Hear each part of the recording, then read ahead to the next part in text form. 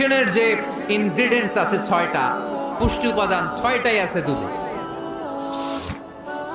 এজন্য আল্লাহ রাসূল সাল্লাল্লাহু আলাইহি ওয়াসাল্লাম দুধ বড্ড পছন্দ করতেন আর বলতেন আলাইকুম বিআলবানিল বাকার, তোমরা গরুর দুধ খেও, ফাইন্নাহা তুরাম্মু মিনাল আশজার, কেননা গরুর দুধ এটা ঘাস লতা পাতার নির্যাস। গরু কি খায়? ফাস্ট ফুড খায় না?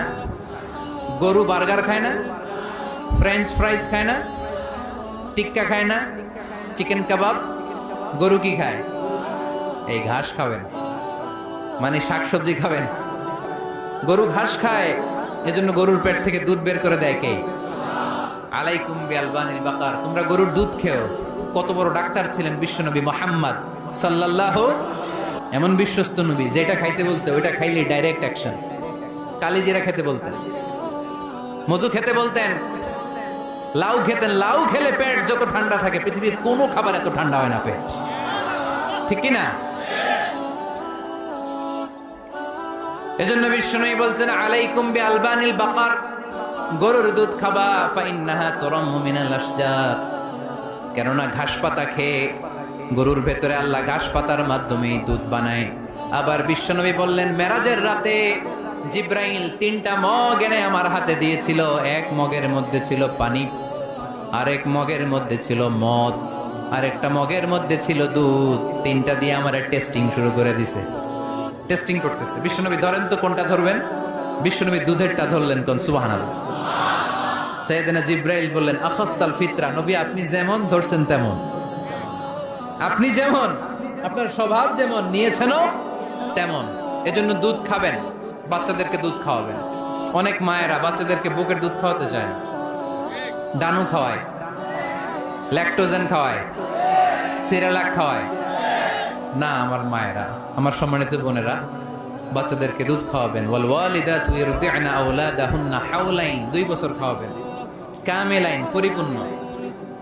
লিমান আরাদা আন ইউতিম্মার রাদাআ, কারণ মায়ের বুকের দুধের প্রথম যে দিক থেকে যে দুধটা বের হয় এটাকে বলে শাল দুধ। এই শাল দুধের মধ্যে অনেক ন্যাচারাল ভ্যাকসিন আছে। ডাক্তাররা বলেছে বাচ্চাদের ব্রেইন, হাড্ডি শক্ত হওয়া, মেমোরি শার্প হওয়া, উদ্যম আর উজ্জীবিত হওয়ার জন্য, সজীব আচরণের হওয়ার জন্য মায়ের বুকের দুধটা খুবই জরুরি। এটা অবশ্যই খাওয়াবে। আর এই মায়ের বুকের দুধের ভেতরে আল্লাহ বাচ্চার জন্য প্রথম টিকাটা ফ্রি দিয়ে দিছে। বাচ্চার জন্য কিছু টিকা দেয়া লাগে না, যক্ষা এটা সেটা, প্রথম টিকাটা ফ্রি। প্রথম টিকাটা আল্লাহ দিছে মায়ের বুকের দুধের ভিতরে। এজন্য নিজেরাও দুধ খাবো, বাচ্চাদেরকেও মায়ের বুকের দুধ খাওয়াইতে হবে, ঠিক কিনা?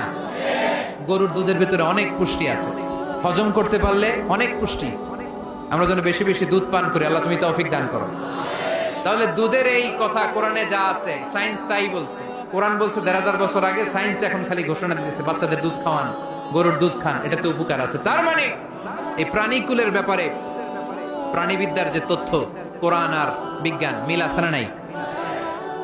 এরপরে কোরআন বলেছে মধু খাও লিকাওমি ইয়াতাফাক্কারুন, চিন্তাশীলদের জন্য এই মধুর মধ্যে আল্লাহ চিন্তা রেখে দিয়েছেন। আওহা রাব্বুকা ইলান নাহাল, আল্লাহ মধুরে মেসেজ পাঠাইছে। আমরা মোবাইলে কি পাঠাই? এই মেসেজ আমার মোবাইলে আসে, আমার বন্ধু আমারে পাঠাইলে আরেক জায়গায় যায়, শুধু আমিই জানবো। মৌমাছির আল্লাহ যেটা পাঠাইছে এটা মৌমাছি বুঝতে পেরেছে। আনিত্তাখিদি, আল্লাহ অর্ডার করার সময় নারী মৌমাছিকে বলেছে, এটা মুয়ান্নাসের সিগা। আপনারা যারা আরবি জানেন, আলেম ওলামা ইকরাম যারা এসেছেন তারা জানেন ইত্তাখিজ এটা মুযাক্কার, পুরুষের জন্য। ইত্তাখিদি মুয়ান্নাস, নারীদের জন্য।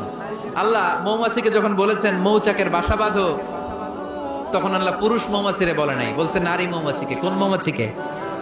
কার্ল ভন ফ্রেশ নামে একজন অস্ট্রিয়ান বিজ্ঞানী, এই সায়েন্টিস্ট গবেষণা করে দেখেছে মৌচাকের বাসার মধ্যে পুরো মৌমাছির সব কার্যক্রমের প্রধান যে থাকে এটা পুরুষ মৌমাছি না, এটা নারী মৌমাছি। সুবহানাল্লাহ, এত আসতে। অস্ট্রিয়ান এই সায়েন্টিস্ট একটা বই লিখেছে, দ্য ডান্সিং বিজ, কিভাবে ফাসলুকি সুবুলা রব্বিকি জুলুলা। এইখানে মৌচাক আর মধু আনতে যায় 5 মাইল দূরে, এরপরে আবার এই রাস্তাটা চিনে মৌমাছি যে আসে ওরে রাস্তা চিনায় দেয় কে? আল্লাহ সিক্রেট মেসেজ দিয়ে বললেন ইত্তাখিদি, ঘর বানাও।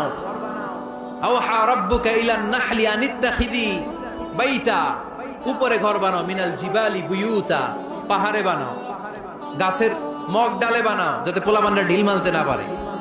কাছাকাছি নিচু জায়গায় মৌচাকের বাসা হলে পোলাবেনরা কি করে? মধু খাওয়ার জন্য ঢিল মারে না? আল্লাহ দেখেন কিভাবে সিক্রেট মেসেজ দিল যে নিচে তুমি তোমার মৌচাকটা করো না, উপরে বানাও। আর আমার দেখা পথ অনুযায়ী তুমি মধু নিয়ে আসো। এটাকে বলে ফ্লাওয়ার নেক্টার, পুষ্পরস। মধু এত ভালো কেন? এর কারণ মৌমাছি যখন পুষ্পরস বা ফ্লাওয়ার নেক্টার সে নিয়ে আসে, সে ফলের রস আনে, সে ফুলের রস আনে, সে বনাজি গাছ থেকে আনে, ঔষধি গাছ থেকে আনে, হার্বাল ট্রি থেকে আনে। এজন্য মধুর চেয়ে ঔষধি গুণসম্পন্ন কোন ন্যাচারাল লিকুইড পানীয় পৃথিবীতে আবিষ্কার হয় নাই। চিল্লা এখন সুবহানাল্লাহ। ফাসলুকি সুবুলা রাব্বিকি যুলুলা, এগোতে থাকো। তারপরে মধুগুলোকে নিয়ে বাসার মধ্যে রাখো। এই আয়াত থেকে প্রমাণ হয় পুষ্পরস সংগ্রহ করে মধু এটাকে খেয়ে ফেলে, এমন না মুখ দিয়ে এনে মৌচাকে রেখে দেয়, না, এটা খেয়ে ফেলে। খেয়ে পেটের ভেতরে একটা চেম্বার আছে, আলাদা একটা চেম্বার, ওইখানে এনজাইম দিয়ে এটাকে সমৃদ্ধ করে। তারপর একটা টিউব আছে এটার পেছনে, টিউব দিয়ে মৌচাকের ভেতরে মধুকে পৌঁছে দেয় আমাদের জন্য। কোন সুবহানাল্লাহ। এই অস্ট্রিয়ান সায়েন্টিস্ট উনি গবেষণা কইরা অপারেশন করে মৌমাছি কেটে দেখতে পেল মৌমাছির পেটের ভিতরে একটা পাকস্থলী না আমাদের মতো, ওর পেটের ভিতরে আল্লাহ দুইটা পাকস্থলী দিয়েছে। একটা তার নিজের খাবারের পাকস্থলী, আর একটা আমাদের জন্য যে মধু এনে এটাকে এনজাইম লিকুইড দিয়ে সমৃদ্ধ করবে, ওইটার জন্য আরেকটা পাকস্থলী। চিল্লায় পড়তে হবে আল্লাহু আকবার। এজন্য মধু খেতে রাজি আছেন তো? বিষ্ণু ঈসা ইসলাম ফ্রেশ মধু খেতেন। দুর্গন্ধযুক্ত মধু বিশ্বনবী সাল্লাল্লাহু আলাইহি সাল্লাম কখনো খেতেন না। আর বিষ্ণু ঈসা ইসলাম বলতেন আলাইকুম বিশিফাইন, তোমরা দুইটা শিফা নাও। কোরআনে এই মেসেজটা খেয়াল রাখবেন, কোরআনে কালামুল্লাহ মাজিদে দুইটা বিষয়ের ক্ষেত্রে আল্লাহ শিফা শব্দ যোগ করেছেন। এক হচ্ছে স্বয়ং কোরআনের ক্ষেত্রে আল্লাহ বলেছেন এটাতে আছে শিফা, আর মধুর ক্ষেত্রে বলেছেন মধুতে দিয়েছি আমি শিফা।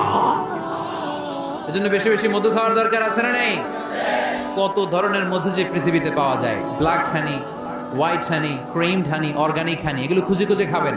আজকে মধু খাইছেন কে কে? দেখি হাত তোলেন। মাশাআল্লাহ, আমিও খেয়ে আসছি আপনাদের সাথে। প্রতিদিন মধু খাইতে হবে শীতকালে। আজকে শীত পড়ছে না অনেক? মধু খেয়ে যদি আপনি কাজ শুরু করে দেন, শীত বাবাজি আপনার কাছে আসতে পারবে না। বিষ্ণু ঈসা ইসলাম মধু খেতে আমাদেরকে উৎসাহিত করেছেন। তার মানে এমন বিশ্বস্ত নবী আমার, যেটা খেতে বলেছেন এটা খেলে আমাদেরকে সুস্বাস্থ্য দান করবে কে? আল্লাহ আমাদের সবাইকে কথাগুলো বোঝার ও আমল করার তৌফিক দান করুক। আমরা পড়ি আমিন।